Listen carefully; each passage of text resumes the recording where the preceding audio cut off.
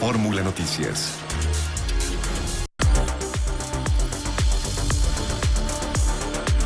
Esta semana, a las 8:30 es el tiempo del centro del país. Esta semana, mira qué bello amanecer en Quintana Roo, allá en uno de los resorts de Cozumel.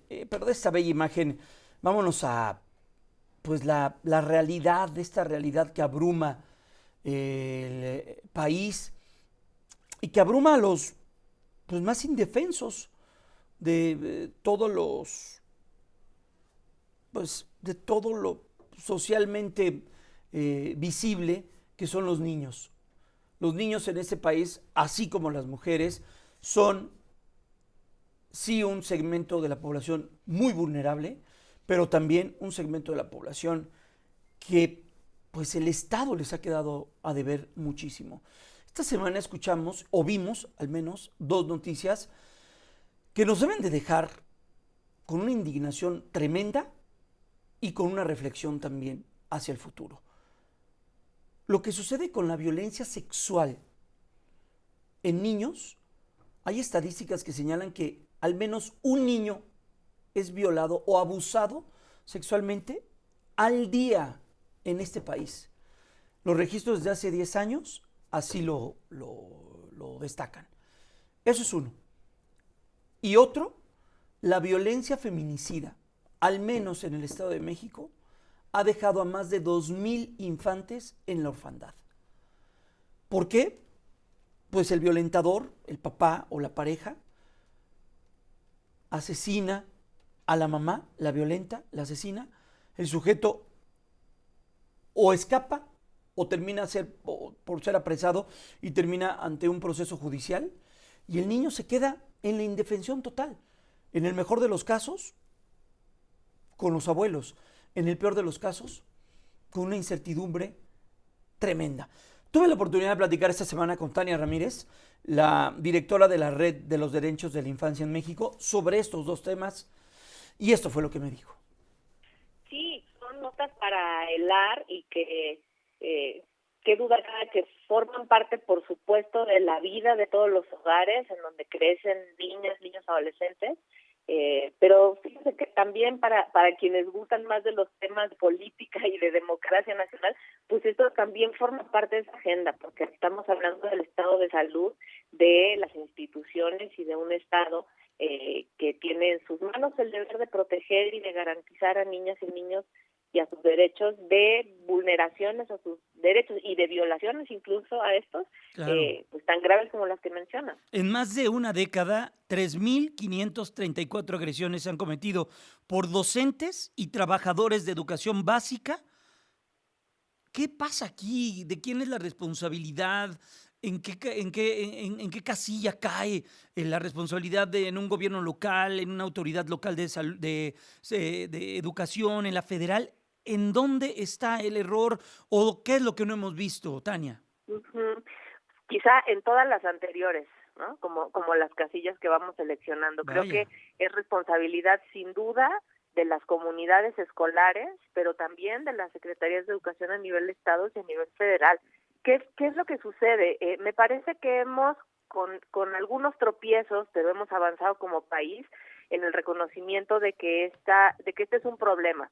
De lo que no nos hemos hecho cargo es de que constituye una grave crisis, ¿no? Ya los números los estabas citando. Uh-huh. Lo que sucede es que en este avance también se han construido algunos protocolos que no terminan de implementarse bien, Jaime y auditorio.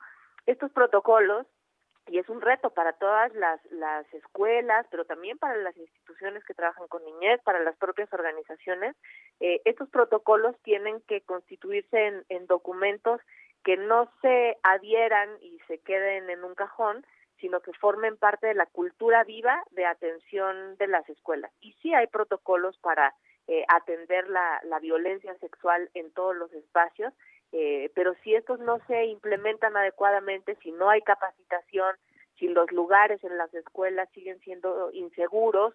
Un estudio muy relevante de la ODI, la Oficina de Defensoría de los Derechos de la Infancia, revelaba que hay algunas características en las escuelas, por ejemplo, que haya cuartos de jardinería o de resguardo de materiales a los que tienen acceso adultos y que pueden llevar ahí niños, etcétera. Hay determinadas condiciones físicas, estructurales y de cómo funcionan las vidas en las escuelas que pueden permitir eso. Y también, Pero lo ¿sabes más qué, grave Tania? sucede cuando un caso pasa y no se juzga, y si se denuncia Eso. queda en la impunidad. Eso, las fiscalías, a nosotros en Telediario, cuando hacemos un seguimiento, cuando hay familias que ya tocaron todas las puertas y deciden ir a una avenida y cerrarla porque un kinder o una primaria o una secundaria hubo un hecho de violación y los papás solamente dicen que hay colusión con la directora que está protegiendo al maestro, que hay colusión con alguna autoridad de ahí porque están protegiendo al conserje y ya tocaron todas las puertas, cierran la avenida para que los volteen a ver.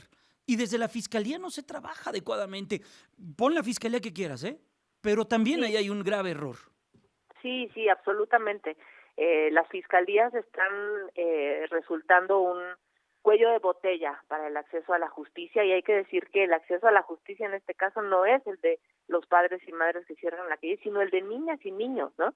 Que además de haber sido vulnerados en sus derechos, que además de haber sido violentados sexualmente, se les revictimiza al no poder tener un acceso adecuado a la justicia. Y me parece que esta es otra de las expresiones de esa violencia adultista que se institucionaliza, que se instala como una realidad en la que no se reconoce que niñas y niños puedan no solamente ser titulares de derechos, sino a veces ni siquiera creerles, ¿no? Existe una neblina en torno a esto, en términos de la conciencia social, en donde se suele justificar erróneamente que niñas y niños se lo imaginaron, quizá están exagerando. No, el llamado tiene que ser a creerles en primera instancia.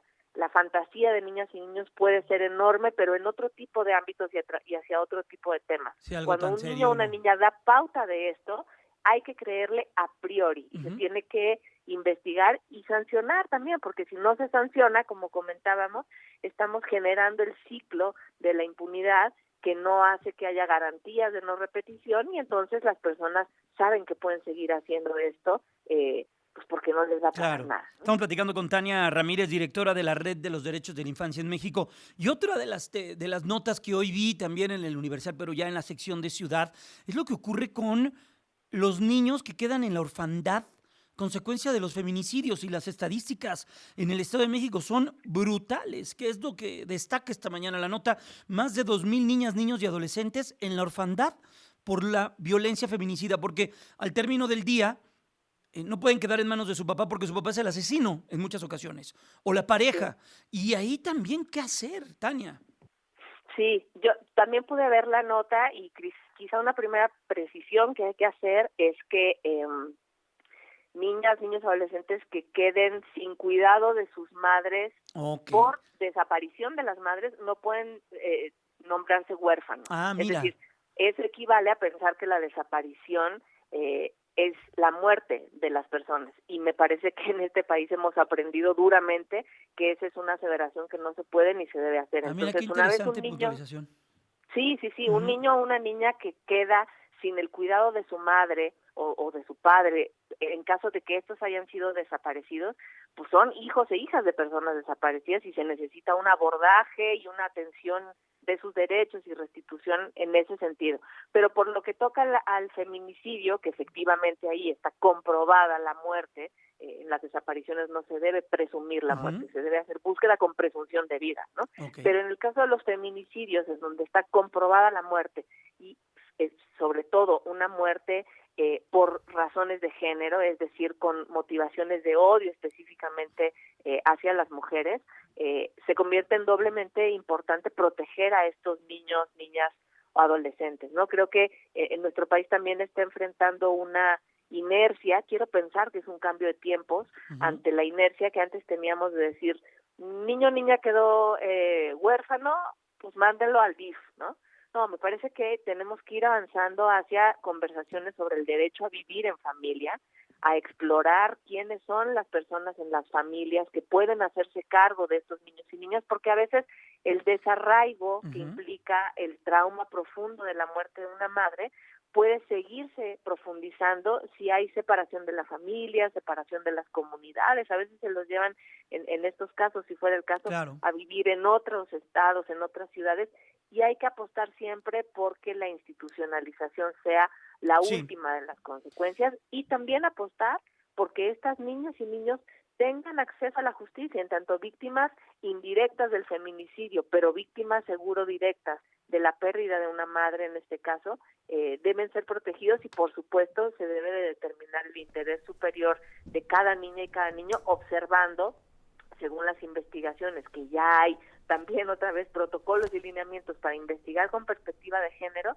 cuando puede ser el padre o la pareja sentimental quien por supuesto no puede quedar a cargo de las niñas y niños, sino que tendría que estar a cargo de la justicia.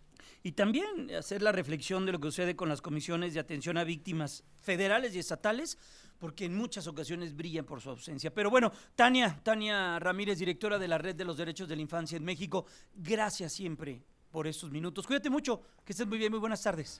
Siempre un gusto, muy buena tarde. Bueno, es parte de la charla que tuvimos con Tania, la directora de la Red de los Derechos de la Infancia en México. ¿Qué temas, eh?